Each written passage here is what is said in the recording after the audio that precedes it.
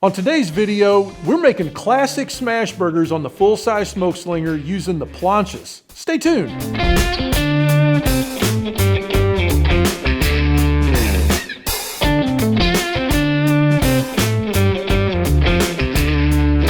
Okay guys, so first things first, let's talk about how to set up the Smokeslinger for this kind of a cook. Now I also want to add a little parentheses here.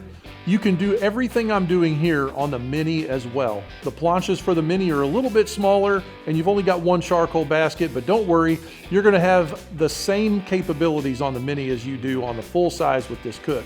So to keep it simple, I'm just gonna show how to set up the full-size Smokeslinger. Now, when you get planchas for a Smokeslinger pit, a direct heat cooker, they're always two pieces. You don't have to use both. And the good news is you can close the lid on the Smokeslinger instead of having to have it open the whole time. So this opens up a vast array of different kinds of cooks you can do. Technically about how to set this up, we've got the layer of tuning plates that are underneath the cooking grates but above the charcoal basket. So what I like to do is set this up similar to an offset cook or a two-zone cook. I'll only use one charcoal basket, and then I'm gonna take that charcoal basket out of the bottom and I'm gonna place it on top of the tuning plates. Something important to note is that I spread the tuning plates open so that the air can get through from below up to where that charcoal basket is. Whenever I light that charcoal basket, I'm gonna use lump charcoal in my case. You can use briquettes if you want, but I think charcoal performs best here. Now, whenever you light that, it's gonna run somewhere around 450 degrees or hotter. Don't panic about what that thermometer says. The important key to smash burgers is make sure that you have a really hot plancha or a really hot cooking surface if you're doing this some other way. What happens is if you don't get it hot enough, you're not going to actually sear. You're gonna wind up just sweating your meat. And that's when all of that fat renders out and you lose all that juice. In the comments, I can already feel it. Someone is saying, smash burgers aren't moist. They can be. It just depends on how you cook them. The other thing to note is that I've taken out the cooking grates. The way I'm facing the camera on this side, my right, I took out those two cooking grates and I still have them in on the other side. The plancha and the fire basket are on this side. My air inlet is all the way open and my exhausts are open on the other side. Now we can start talking about smash burgers. I gotta cover 4 things that can make or break a really good smash burger. The first thing is you gotta cook hot. You wanna make sure that your cooking surface is somewhere around 450 degrees. Now, I'm not gonna break out like a laser gun and shoot the surface and make sure. The good news about the Smokeslinger is if I see that dial underneath of the plancha is reading around 450 degrees, I know I'm there. The other thing you're gonna notice is when you open that lid up and that plancha is super hot, it's probably gonna be smoking. And that's a good thing. That means that we're plenty hot. Whenever we put that burger ball on that surface, it's going to sear right away. So the second thing you're gonna wanna make sure to do is smash right away. Whenever you put a burger ball on the plancha, to get a proper smash burger, you're gonna wanna make sure that you smash that thing within 10 seconds. So like if you've got a bunch of balls you're putting on there, that's fine, put them on, but don't put on more than you can smash right away. The important thing is that we're going to try to get that crust very even. When we push down on that burger patty with the smasher similar to this one, you're gonna have to push down and smash and get it super flat. That burger's gonna swell back up. The third thing you don't wanna do is whenever you smash it once, and I like to say with conviction, focus on it. Smash it one time, let go, don't smash it again. You're gonna sear that thing really fast. It's gonna take less than a minute pretty much at this rate. Then you're gonna have to scrape it off the plancha and flip it over. And if you do it that way, you're gonna retain all that juice, the fat that's in there and the stuff that makes a smash burger really what it should be. But you're gonna notice when you flip it, you're gonna have this unbelievable crust. That crust is what separates a smash burger from all the other burgers on the planet. This is called the Maillard reaction. And that Maillard reaction is when that fat is actually crusting up and it just brings out the beef flavor and all of that. So another thing you wanna make sure you don't do is season too early. You don't want to put salt on your burger balls and have them sitting in a pan. That salt's going to start drawing moisture out and it's going to get it out to the surface of that ball before you smash.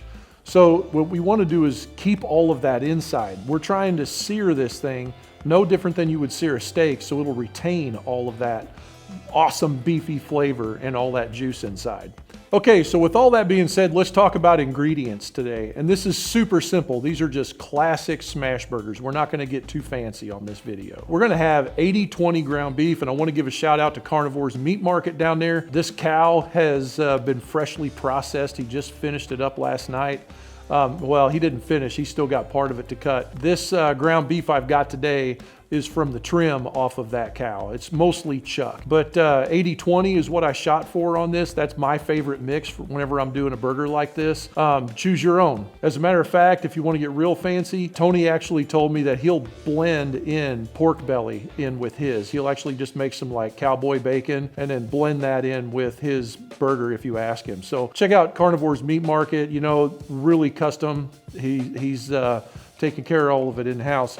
But today I'm gonna use 80/20, just regular old ground chuck off that cow. I'm a pretty easygoing guy. I grew up eating bunny bread, so today I'm using some good old bunny bread buns. And we're gonna butter those. So I've got some unsalted, regular old stick butter that's kind of softened a little bit. That way I can smooth that on the bun real fast, and then we can toast that bun. Also, I've got American cheese, and when I say American cheese, I'm talking Kraft singles. You know, I want a melty cheese, and you can get as fancy with that as you like. For seasonings, we're just going good old-fashioned kosher salt and coarse ground black pepper. So another thing we've got is just plain old tomato from the grocery store. This is a slicing tomato. And then we've also got just a good old-fashioned yellow onion. You can go as fancy with these things as you want, but like I said, today's a classic video. So one more thing I almost forgot to mention was beef tallow. So I've been working on this jar for a while. I got just enough left in this jar to do this today. Beef tallow is just, it belongs with smash burgers. If you like restaurants like Culver's and stuff like that, they'll use butter. I just like to use tallow instead. So, and then of course we've got some parchment paper that we're gonna be using as we smash. Anyway, there you go. Let's make a burger.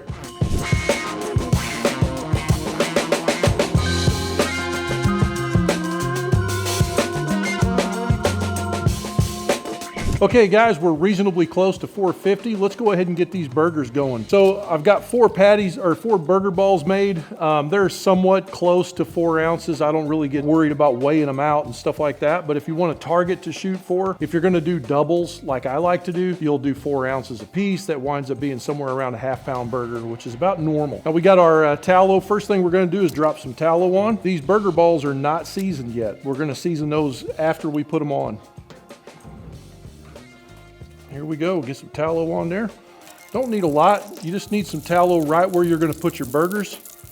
And basically all I'm doing is just wiping this around the middle because that's the hottest part. And watch what happens when we put that ball on there. Get your paper, get your parchment paper ready to roll. You're gonna need it pretty fast. Here we go. Put 2 of them on. And like we said before, you want to make sure you get this done within about 10 seconds. And when you push down with some authority and kind of give it a wiggle like that. That's it. That's all you're going to do. Let's get this other one done.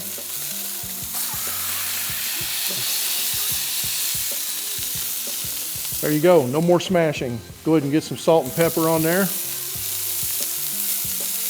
A little heavy there. And we're watching this here for about approximately 1 minute.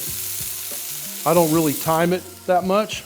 The other thing I've got is one of these fancy spatulas that are really long so you can get up under there and scrape real good. Ready to see that brilliant Maillard reaction.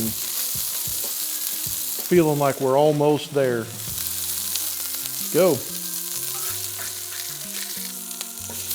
Look at that. Would you? Look at that crust. That's why we smash burger. Oh man, that looks awesome. Here we go, cheese it. With that good old melty cheese. You do you, get whatever you like. And this stuff likes to melt all by itself without my help, but check this out, a little trick. You put just a little bit of water on, and then put you a dome of some kind on there. You want to talk about cheese melt. Gonna blow your mind. Oh, we didn't do our buns, guys. I'm all letting you down. And my butter's not melty enough. We'll just put that little piece under there. We're just gonna set it off over here to the front side where I can grab it. Something else I've done in the past a few times is just use the tallow under my bun to melt it. And you want to give yourself a little bit of compression when you're, look at that cheese melt, my goodness. Fellas, that's what it's all about. There's one, let me show you the other before I stack them, right there. Oh yeah. Now you can just set this on some foil or you can set it off to the side. I've got this grate over here. I'm just gonna kind of let it sit there for just a second while we wait on our bun. Dang, look at that. That's that Smokeslinger Plancha for you right there, buddy. All right. Now we got our burger over here just kind of coasting for a second. Let's go ahead and build this burger up.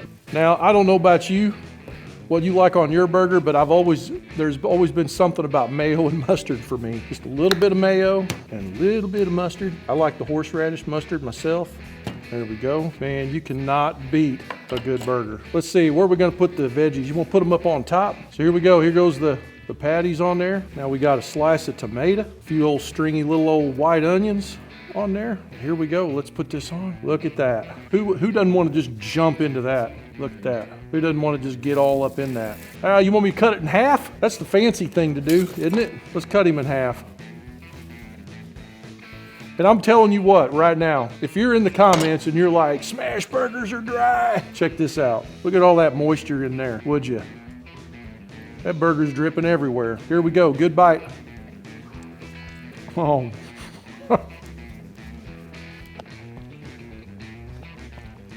Man, I'm telling you, I can't even talk. Man, that tallow, and then you got this burger patty on there, and then you smash it, and you get that instant crust. I don't know what it is. The Smokeslinger, like that 90-minute rib video I did, the chicken videos you've seen me do, it doesn't matter. Mini, full size, I don't care. Them pork steaks, the crust. There's something about bark, but then when you add that little layer of crust on something you're cooking, man, it's just next level. Gosh, that is so good, that burger.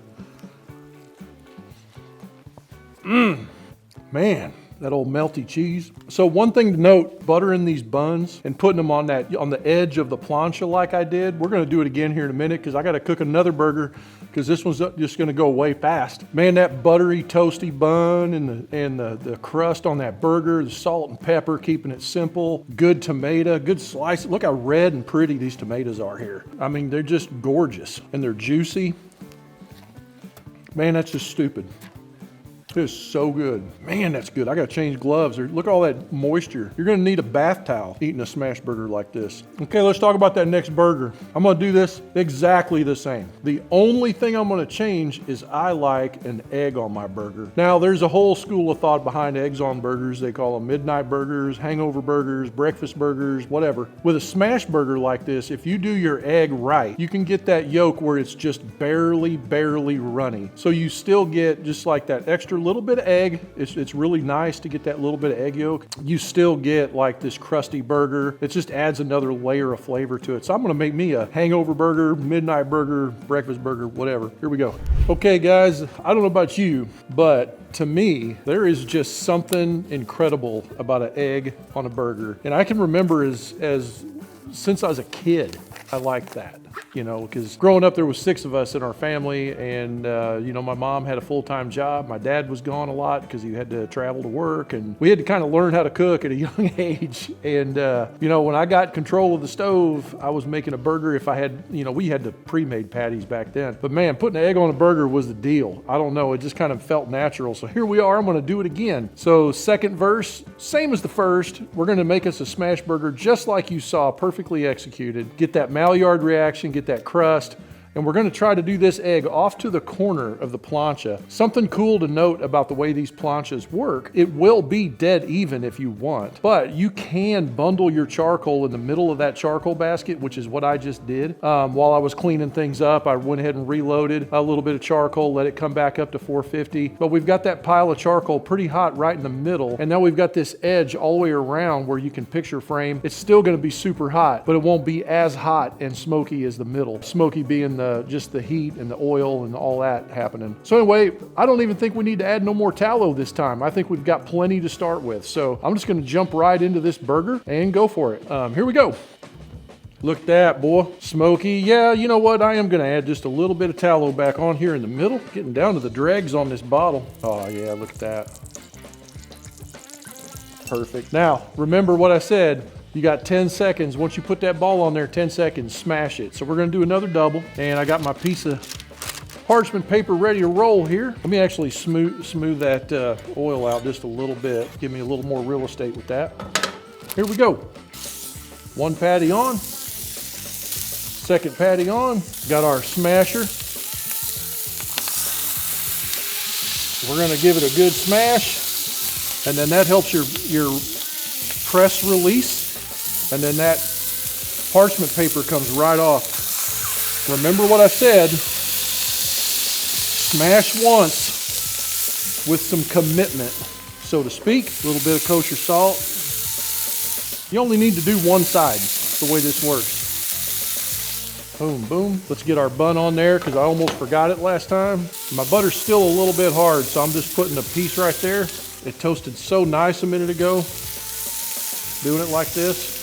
There's that. Now let's get this egg going. Inevitably, I'm probably going to get a shell in this, but let's try. Boom, look at that. Now we're going to do it, I like an over medium egg normally, but we're going to go just a little bit more. There's our buns. Nice and toasty right there.